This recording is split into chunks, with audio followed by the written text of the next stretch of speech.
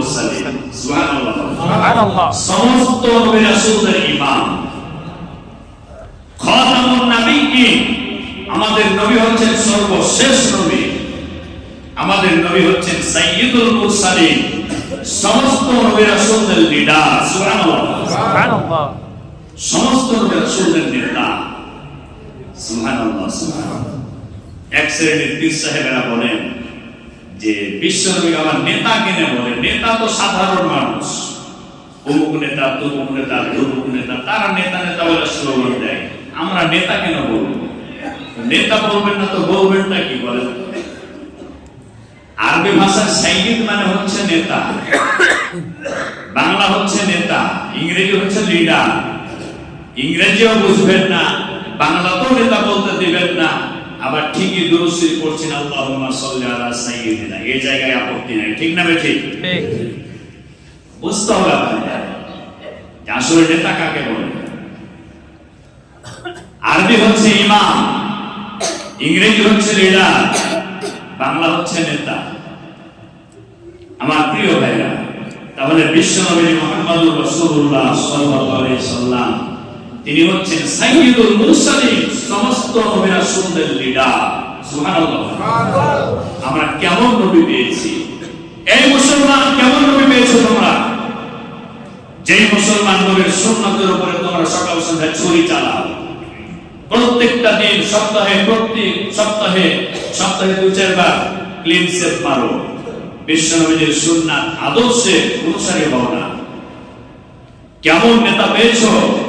কেমন নবী আমরা পেয়েছি? যেই নবী ইসলামকে জিন্দা করার জন্য তায়েফের ময়দানে রক্ত দিয়েছেন, উহুদের ময়দানে তার মোবারক শহীদ করেছেন। যেই নবীর আদর্শকে লালন করতে গিয়ে সাহাবায়ে কেরামগণ নিজেদের জীবনটা পর্যন্ত বদরের প্রান্তরে, উহুদের প্রান্তরে, অন্যান্য যুদ্ধগুলোতে সাহাবায়ে কেরামগণ নিজেদের জীবন থেকে তরু তাজা রক্ত জমিনে ঢেলে দিয়ে প্রমাণ করেছেন, নবী গো আপনাকে একমাত্র আদর্শ নবী হিসেবে গ্রহণ করেছি। যারা বলুন সুবহানাল্লাহ, একমাত্র আপনাকে আদর্শ নবী হিসেবে গ্রহণ করেছি। তাই তো বাপদাদার ধর্ম প্রত্যাখ্যান করেছি, বাপদাদার মিথ্যা ধর্ম পছন্দ হয় নাই। আল্লাহর নবী আপনাকে আদর্শ নেতা হিসেবে গ্রহণ করেছি, কারণ আপনি বলেছেন যেই ব্যক্তি আমাকে নবী হিসেবে গ্রহণ না করবে, আমার আদর্শ গ্রহণ না করবে, আমাকে নবী হিসেবে না মানবে, সে ঈমানদার হতে পারবে না। আমার প্রিয় ভাইরা, আল্লাহ রাব্বুল আলামিন বললেন লাকাদ রাআ মিন আয়াতি রাব্বিহিল কুবরা। আল্লাহর রাসূল সাল্লাল্লাহু আলাইহি সাল্লামের যে মেরাজ হয়েছিল এটি স্বপ্নযোগে নয়, বাস্তবে হয়েছিল। ঠিক না বেঠিক? ঠিক। আল্লাহ বলছেন বাস্তবে হয়েছে। এখন কেউ যদি বলে এটা মেনে নেওয়া যায় না, নবীর রাসূল নবীর মেরাজ স্বপ্নযোগে হয়েছে, বাস্তবে হয় নাই, তার ঈমান থাকবে না। আল্লাহ বলছেন যে আমি আমার নবীকে মসজিদুল হারাম থেকে মসজিদুল আকসা নিয়ে গেছি, সেইখানে 2 রাকাত সালাত আদায় করেছেন সমস্ত নবী রাসূলদের ইমাম হয়ে। সুবহানাল্লাহ, সুবহানাল্লাহ। সেইখান থেকে আবার জিবরিল আমিন আলাইহিস সালাতু ওয়াস সালামের সাথে আবার রফরফ নামক বাহনে চড়ে বিশ্বনবী মুহাম্মদুর রাসূলুল্লাহ সাল্লাল্লাহু আলাইহি সাল্লাম প্রথম আসমান পাড়ি দিয়েছেন, দ্বিতীয় আসমান পাড়ি দিয়েছেন, তৃতীয় আসমান পাড়ি দিয়েছেন। এভাবে করে পাড়ি দিতে দিতে দিতে সপ্তম আসমান পাড়ি দিয়ে বিশ্বনবী মুহাম্মদুর রাসূলুল্লাহ সাল্লাল্লাহু আলাইহি সাল্লামের মেরাজ সংঘটিত হয়েছে। এই ব্যাপারে বিন্দু মাত্র সন্দেহ নাই। যারা সন্দেহ পোষণ করবে তাদের ঈমান আছে নাকি?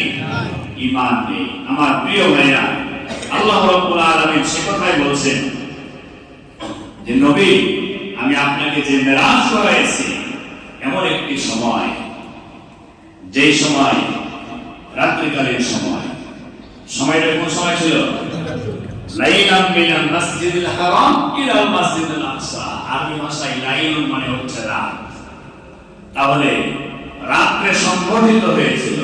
বিশ্বনবী ঘুমিয়েছিলেন, জিবরিল আমিন ফেরেশতা গিয়ে সালাম করলেন, বিশ্বনবীর ঘুম ভেঙে গেল, আকাশের দিকে তাকাচ্ছেন, ঘরের ছাদ মুক্ত হয়ে গেছে। সুবহানাল্লাহ।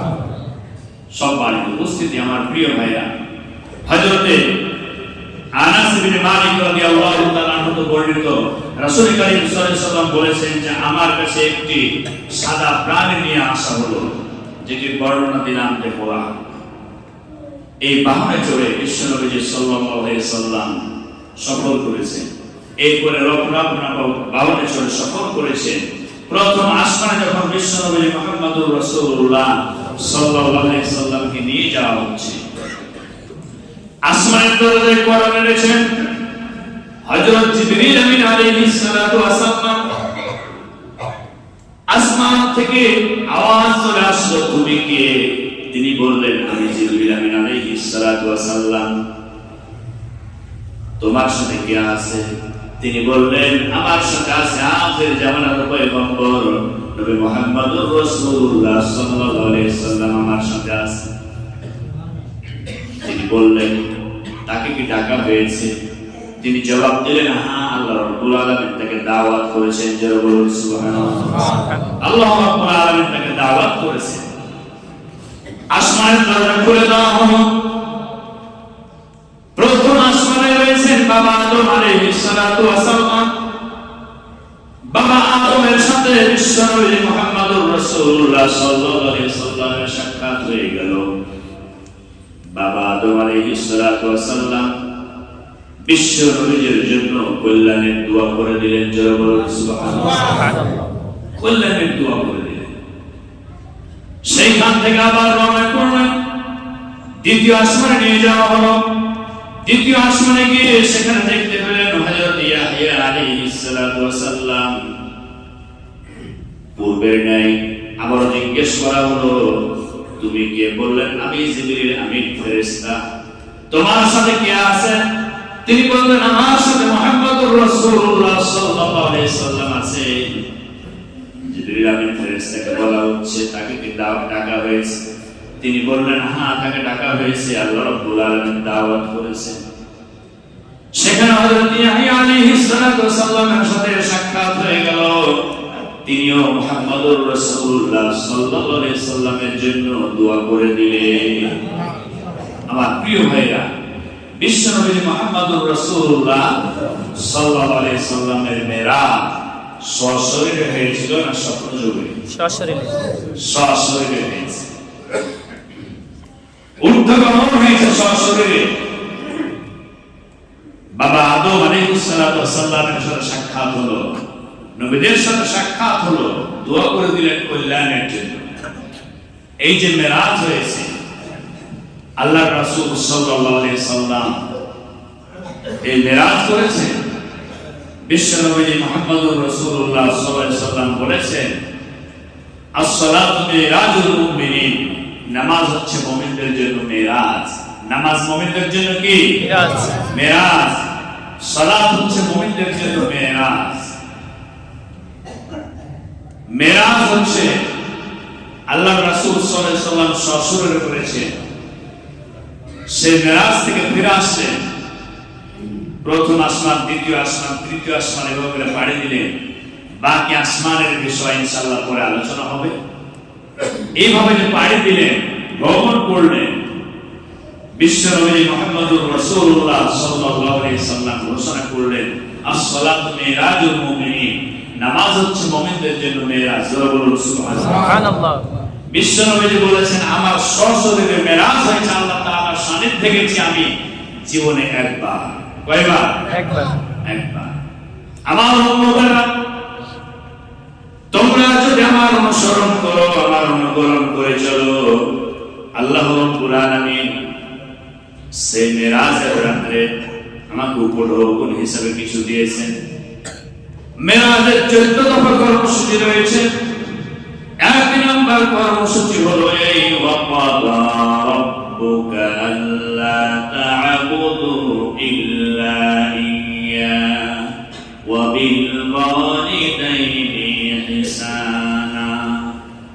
আল্লাহ রাব্বুল আলামিন বলেন, 1 নম্বর কর্মসূচি হলো এই, আমি আল্লাহ তাআলা তোমাদের জন্য চূড়ান্ত সিদ্ধান্ত, চূড়ান্ত নীতিমালা প্রকাশ করেছি।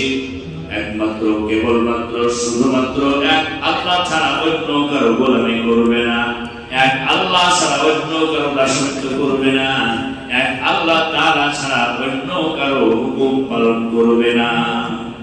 মুসলমান আজ এক আল্লাহ ছাড়া অন্য কারো হুকুম মানে না? মানে না? মানে জি মানে। আল্লাহ রাব্বুল আলামিন বলেছেন আলা লাহু খালকু ওয়াল আমর, সৃষ্টি আমার, হুকুম মানবে আমার। আমরা আল্লাহ তাআলার সৃষ্টি, আল্লাহ তাআলার হুকুম মানা আমাদের জন্য ফরজ আইন। আল্লাহ তাআলার হুকুম বাদ দিয়ে মানুষের তৈরি করা মতবাদের পিছনে আজ মুসলমানরা ছুটছে। মুসলমান উল্লেখ করলাম এই কারণে, অন্য জাতি তো আছে, তারা তো বেদিন, তারা বাদ, তারা বয়াকা দোয়া, তারা বাদ, তারা মাইনাস, তারা বিনা হিসাবে বিনা বিচারে এমনি জাহান্নামী। মুসলমানদেরকে আল্লাহ তাআলা বলছেন অন্য জায়গায় যে একমাত্র তোমরা আমার হুকুম মেনে চলবে। তাই যেহেতু আমরা সবাই মুসলমান, আমরা সবাই কি মুসলমান, মুসলমান, আমাদের ধর্মগ্রন্থের নাম কি? আল কোরআন। আল কোরআন, আমাদের দিন হচ্ছে ইসলাম। আল্লাহ রাব্বুল আলামিন বলেন আলা লাহুল খালকু ওয়াল আমর, সৃষ্টি আমার, হুকুম চলবে আমার, হুকুম মানবে আমার। আল্লাহর এই জমিন আল্লাহর সৃষ্টি, আমরা আল্লাহর সৃষ্টি, আল্লাহর গোলাম, কিন্তু আল্লাহর জমিনে আল্লাহর হুকুম পালন আছে? নাই। আল্লাহর জমিনে আল্লাহর বিধান কায়েম আছে? আল্লাহর জমিনে আল্লাহর বিধান কায়েম নেই। অথচ আল্লাহ তাআলা বলছেন ইন্না আনজালনাহু ইলাইকা লিতুখরিজান নাসা মিনাজ-যুলুমাতি ইলান-নূর, কিতাবুন আনজালনাহু ইলাইকা লিতুখরিজান নাসা মিনাজ-যুলুমাতি ইলান-নূর। নবী, আমি আপনার কাছে একখানা কিতাব দিলাম, যে কিতাবের নাম হচ্ছে আল কোরআন। কিতাবের নাম কি? আল কোরআন। আল কোরআন। আমি আপনার কাছে একটি মাত্র কিতাব নাযিল করেছি, যে কিতাবের নাম হচ্ছে কোরআন। লিতুখরিজান নাস মিনাজ যুলুমাতি ইলান নূর, এজন্যই নাযিল করেছি যাতে এই কোরআন দিয়ে মানুষদের সামনে উপদেশ দিতে পারে, এই কোরআনের কথা বলে মানুষকে উপদেশ দিতে পারে, এবং এই কোরআনকে যখন তারা অনুসরণ করবে তখন তারা জান্নাতের পথ পেয়ে যাবে। জোরে বলুন সুবহানাল্লাহ। অর্থাৎ কোরআন দিয়েছি, এই কোরআন যারা মেনে নেবে, কোরআন যারা অনুসরণ করবে, এই কোরআন তাদেরকে অন্ধকারের পথ থেকে টেনে আলোর পথে, জান্নাতের পথে নিয়ে যাবে। জোরে বলুন সুবহানাল্লাহ। আমার প্রিয় ভাইরা, কোরআনের সমাজ প্রতিষ্ঠার জন্য আমাদেরকে কাজ করতে হবে। কোরআন যদি সমাজে প্রতিষ্ঠিত হয়, অন্যায়, চুরি, ডাকাতি, ছিনতাই, রাহাজানি, খুন, হত্যা, ধর্ষণ, গুম সব কিছুই দূরে সরে যাবে। না সরবে না? সব বন্ধ হয়ে যাবে। এই যে গান বাজনা যারা করছেন, গান বাজনা, এই গান বাজনা করা কি মুসলমানের কাজ? এই গান বাজনাগুলি হচ্ছে হিন্দু বিধর্মীদের কাজ। গান বাজনা যেখানে করা হয়, যারা করে, যারা সাপোর্ট দেয়, এরা শয়তানকে খুশি করে না আল্লাহকে খুশি করে? নিঃসন্দেহে শয়তান খুশি হয়, বেজার হয় কে? আল্লাহর জমিনে আল্লাহর হুকুম পালন করা বাদ দিয়ে মানুষকে খুশি করার জন্য, শয়তানকে খুশি করার জন্য, আল্লাহকে বেজার করার জন্য গান বাজনার অনুষ্ঠান যারা করে, এই লোকগুলো নিজেরাও, তারা নিজেদেরকে মুসলমান বলে দাবি করে। ঠিক না বেঠি? মুসলমান দাবি করতে পারো, দাবি করতে পারো, কিন্তু শরীয়ত বলছে তোমার কাছে মুসলমানিত্বের কিছুই থাকে না। কারণ গান বাজনা যখন করা হয়, ইবলিস শয়তানের চেলা চামচাগুলি ওই জায়গায় অনেক ধরনের দুর্ঘটনা ঘটায়। ঠিক না বেঠি? এই তো কিছুদিন আগে দেখলাম শাহবাগে যে সমস্ত নরপিচাসগুলি আন্দোলন করেছিল, মোল্লা থাকাও, আলেম ওলামা থাকাও, এই থাকাও, সেই থাকাও বলে যারা স্লোগান দিয়েছিল, দিনের আলোতে রাত্রির অন্ধকারে ওই জায়গায় কিছু কিছু মহিলারা ছিল, তারা ওখানে ধর্ষণের শিকার হয়েছিল। ঠিক কিনা? শুধু ধর্ষণ হয় নাই, কোন কোন মহিলার পেটে বাচ্চাও পয়দা হয়েছিল। আস্তাগফিরুল্লাহ বলেন, নাউজুবিল্লাহ বলেন। এজন্য শয়তানি কর্মকাণ্ড যেখানে চলে, ওই জায়গায় রহমতের ফেরেশতারা থাকে না, অনেক দুর্ঘটনা ঘটে, মারামারি ফাটাফাটি, 3 দলে 4 দলে ফাটাফাটি, মারামারি, রক্ত ঝরাঝরি হয়। কিন্তু আজও পর্যন্ত কেউ বলতে পারবেন যে হুজুর অমুক জায়গায় মাহফিলে দেখেছি মারামারি হয়েছে? কে বলতে পারবেন? কারণ মাহফিল হয় আল্লাহর কালাম দিয়ে। কি দিয়ে হয়? আল্লাহর কোরআন দিয়ে মাহফিল হয়। এজন্য কোন একটিও মাহফিলেও কোনো মারামারি হয় না, কোনো হট্টগোল হয় না, কোনো গন্ডগোল হয় না, কোনো প্রশাসন লাগে না তাদেরকে নিরাপত্তা দেওয়ার জন্য। ঠিক কিনা? নিরাপত্তার মালিক কে? আল্লাহ। ওই জায়গায় আল্লাহ তাআলা অসংখ্য রহমতের ফেরেশতারা নিরাপত্তা দেয়। অসংখ্য ফেরেশতারা দাঁড়াতে দাঁড়াতে যখন জায়গা পায় না, একজন ফেরেশতার কাঁধে আরেকজন ফেরেশতা, আরেকজন ফেরেশতার কাঁধে আরেকজন ফেরেশতা, এইভাবে করে আরশ আজিম পর্যন্ত থেকে যায়। জোরে বলুন সুবহানাল্লাহ।